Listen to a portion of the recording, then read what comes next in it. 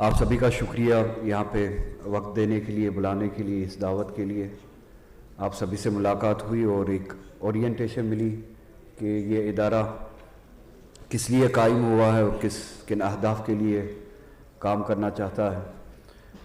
मैं आपसे चंद गुजारिशात यहाँ पे आपके सामने अर्ज़ करूँगा और उम्मीद है कि संजीदगी से हम अपने मामलात को, अपने हालात को, अपने मुश्किलात को समझ के संजीदगी से उन मामलात के जवाब में उनके हल के लिए अमल करें।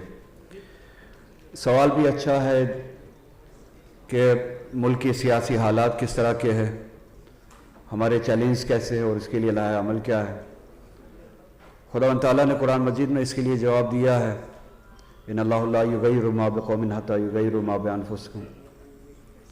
परवरदिगार आलम खुद इरशाद फरमाते हैं कि कौमों की हालत तब तक नहीं बदली जाती है जब तक वो कौम खुद अपने लिए खड़ा ना हो, अपने हालात को बदलने के लिए खड़े ना हो।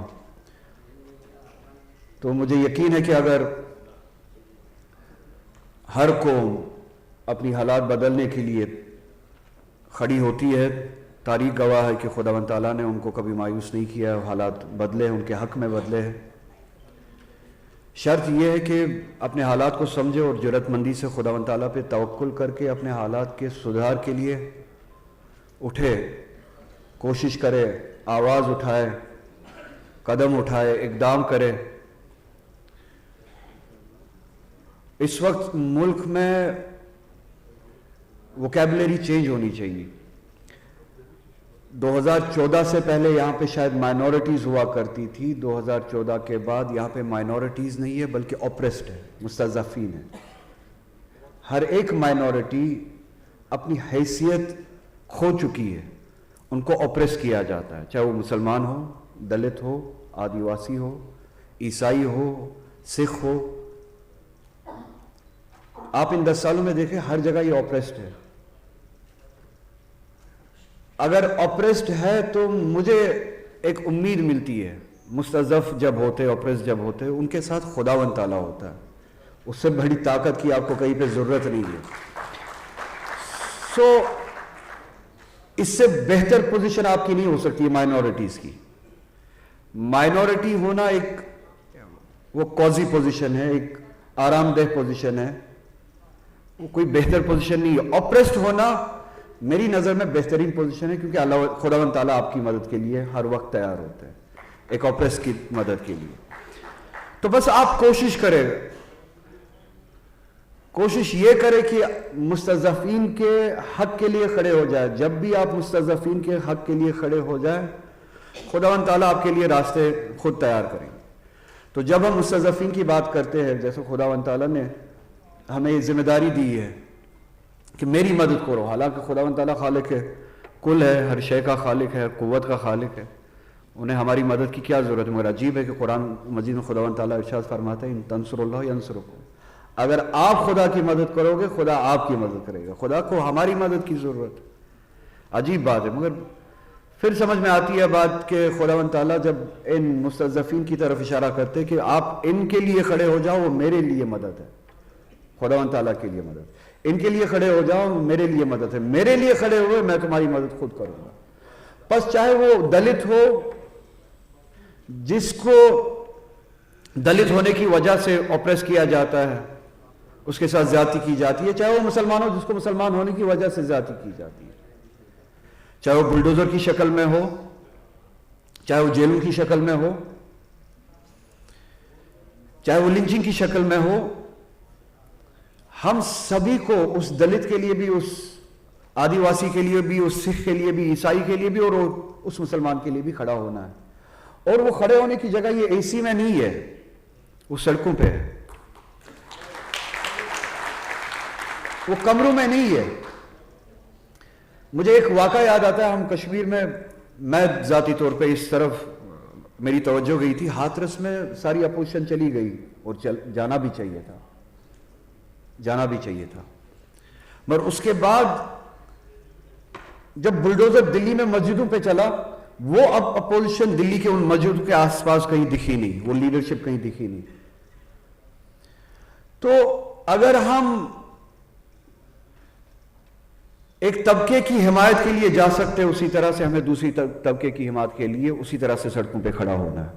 मुसलमान को दलित के लिए खड़ा होना है, दलित को मुसलमान के लिए खड़ा होना है, हिंदू को मुसलमान के लिए खड़ा होना है, मुसलमान को हिंदू के लिए खड़ा होना है, ईसाई को, सिख को, मुसलमान को, दलित को एक दूसरे के लिए खड़ा होना है।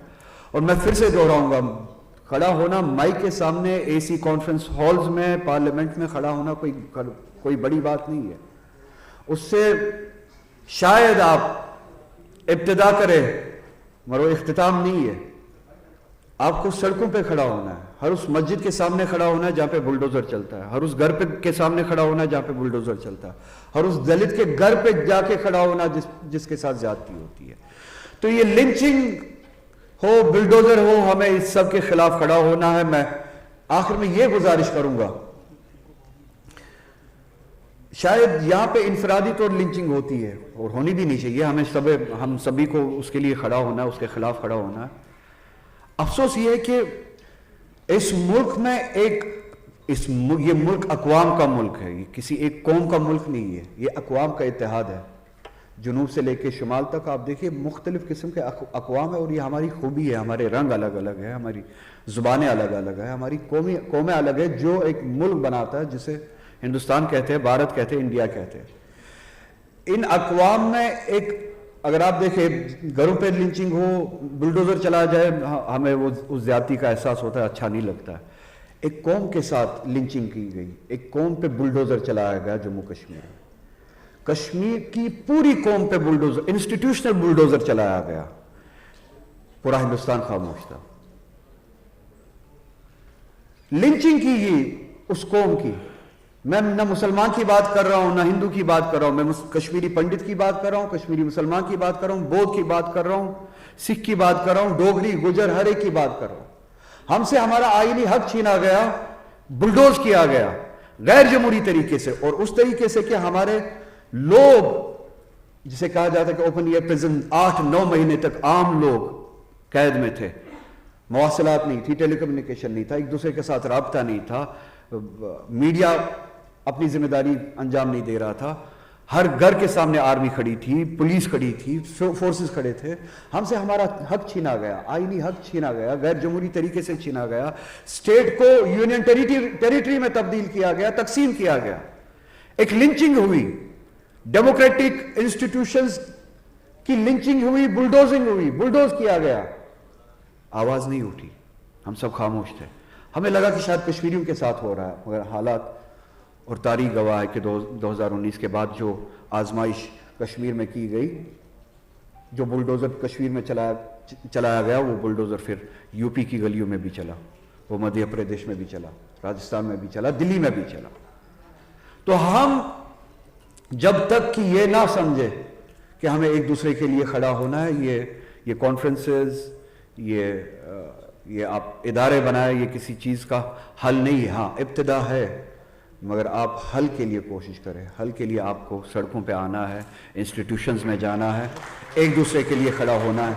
मुझे उम्मीद है कि ये इदारा इंशाअल्लाह रहमान उस सिम्स में ज़रूर काम करेगा। मैं फिर से आप सभी का शुक्रिया अदा करता हूँ और यकीन दिलाना चाहता हूँ, मैं अल्लाह ताला पे तवक्कुल करके आया हूँ। अगर पार्लियामेंट में काम करना है, जितने भी साल काम करने का मौका मिले, मुस्तज़फ़ीन के लिए बात करूं, ऑप्रेस्ड के लिए बात करूं, इंशाअल्लाह रहमान उसके लिए हमेशा कोशा रहूँगा। आप सभी का शुक्रिया। अस्सलाम वालेकुम।